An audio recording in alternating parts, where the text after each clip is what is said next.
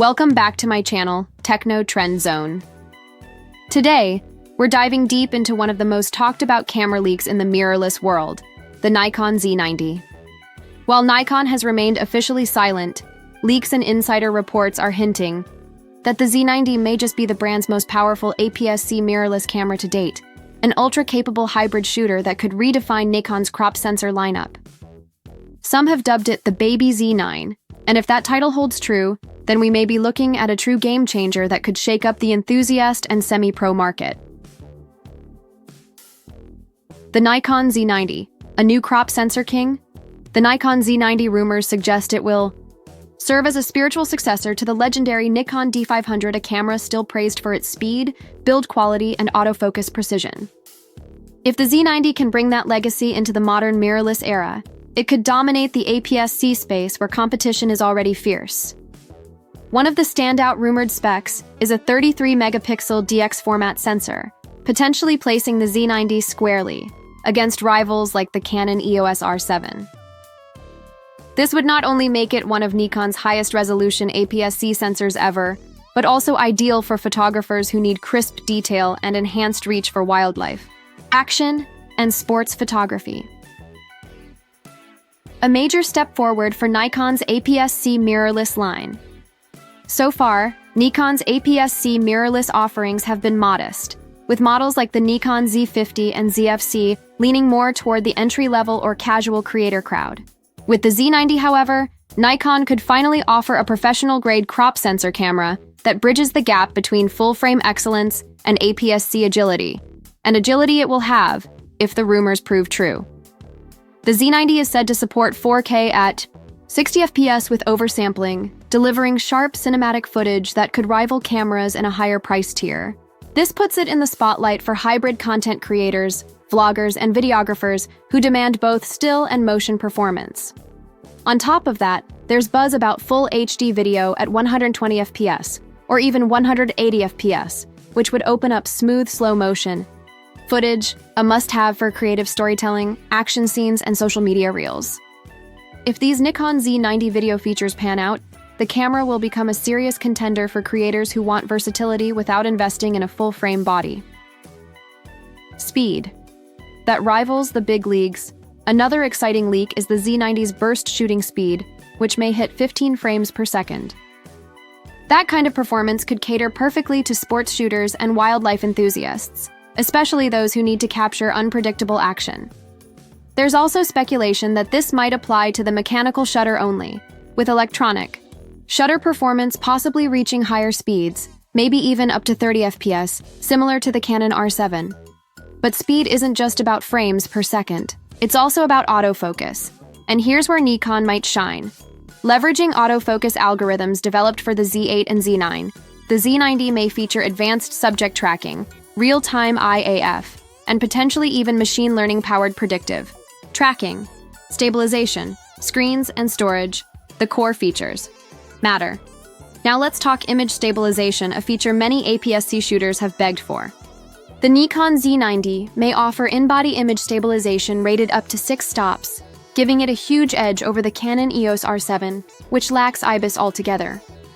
This would drastically improve handheld shooting in low light and deliver gimbal-like stability in video capture. When it comes to usability, the camera may feature a 3.2-inch tilting touchscreen, although it's unclear whether Nikon will go with a fully articulating flip-out design. Tilt screens are generally better for stills photographers, while fully articulating screens cater more to vloggers and hybrid shooters. Nikon's decision here could give us clues about the camera's intended audience. Storage-wise, rumors suggest dual card slots, one CF Express Type B and one UHS-2 SD card slot. This setup offers blazing write speeds while also maintaining compatibility with more affordable and widely available SD cards, giving shooters the best of both worlds.